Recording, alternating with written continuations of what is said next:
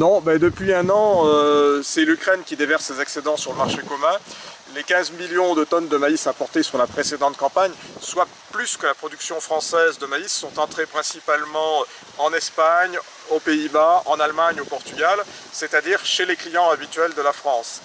L'Ukraine nous vole le marché et a fait perdre 600 millions d'euros sur la récolte 2013 aux producteurs de grains français, 300 millions pour les producteurs de maïs, 300 millions pour les producteurs de blé.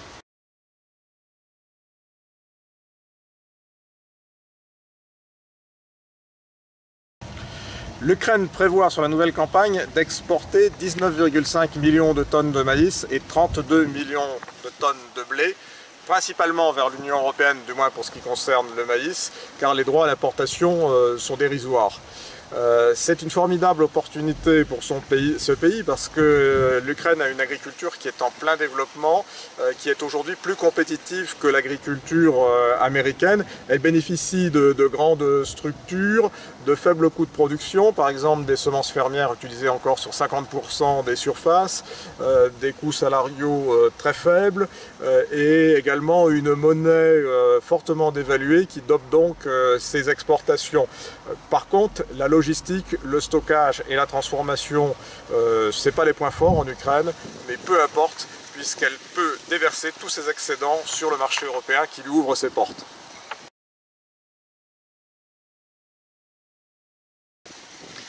En juillet dernier, l'Union européenne avait rétabli un droit de douane à 5 € par tonne. Ce dernier relèvement à 10 € par tonne reste ridicule par rapport au prix du maïs ou de l'orge. Et plus grave, ces droits sont beaucoup trop faibles pour avoir une quelconque efficacité par rapport à la déferlante ukrainienne.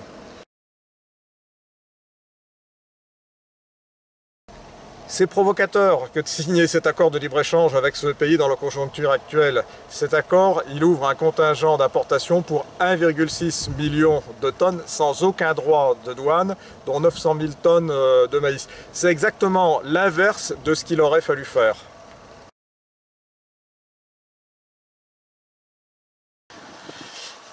N'oublions pas que les exportateurs, ce sont eux qui commandent au sein de la filière face aux collecteurs ou aux associations historiques de producteurs.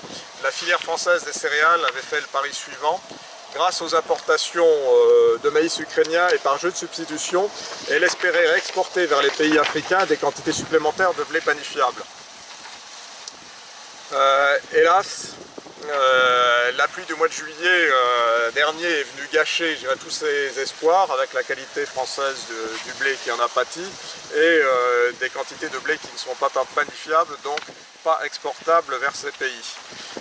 Ce pari est raté et ce sont les céréaliers français qui vont payer les dégâts car le marché il est doublement... Le marché de l'alimentation animale est doublement engorgé aujourd'hui. On s'achemine vers un stock de report de 10 millions de tonnes de céréales françaises, soit 15% de la production.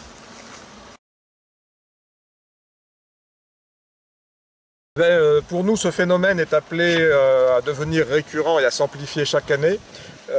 Si l'Union européenne continue d'acheter des céréales ukrainiennes, il va falloir remettre 15% de nos terres en jachère pour rééquilibrer le marché.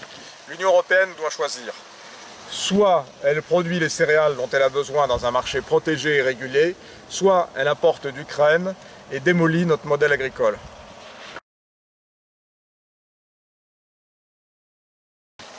L'OPG alerte sur la situation financière des producteurs de grains et plus particulièrement sur celle des maïsiculteurs et dénonce l'attitude de la Commission européenne qui sert toujours à faire baisser le prix de nos matières premières agricoles.